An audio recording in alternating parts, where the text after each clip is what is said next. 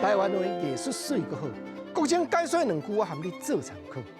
解说，解文说理。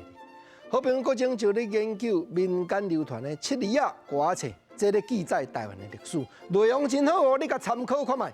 头一趴讲做元早开台定国姓，汉人不服于元清，抗拒专书13省，接见平湖成屯兵。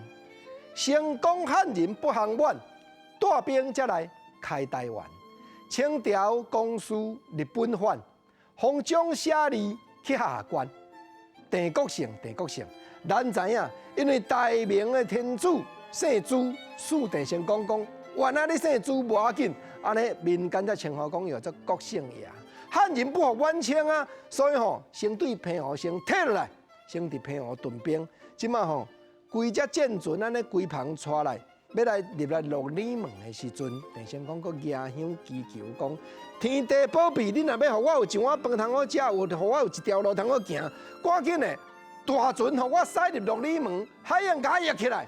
成功汉人不降阮，结果开辟台湾了，落尾清朝接收。万年啊，经过200几冬，到光绪军继位的时阵，清朝光绪日本反。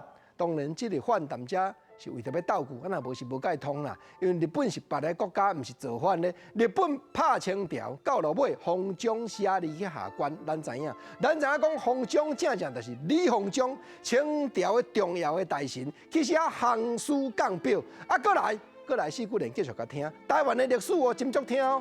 讲封疆下关去写字，买省台湾挂互伊，咱互清朝来袂去。害咱艰苦50年，全岛的人通怨叹，日本索北人伤暗，台湾以前600万，事事互伊真挑难。好朋友讲封疆下关去写字，买省台湾挂互伊。干那即拍四句联，招咱的子弟，招咱的囝儿孙来听就价值。因为落尾手，陈先讲因即个投降了，清朝就将台湾收入本土，所以迄个时阵人称呼讲台湾叫做买省，买啊才你来就对啊。啊，到讲李鸿章去写字的时阵，日本介管台湾有种种凄惨的过程，以早600万百姓安怎苦楚。报道新台湾歌这部四句联，国正会继续讲，请你解文说，你继续对好调，看好讲，感谢。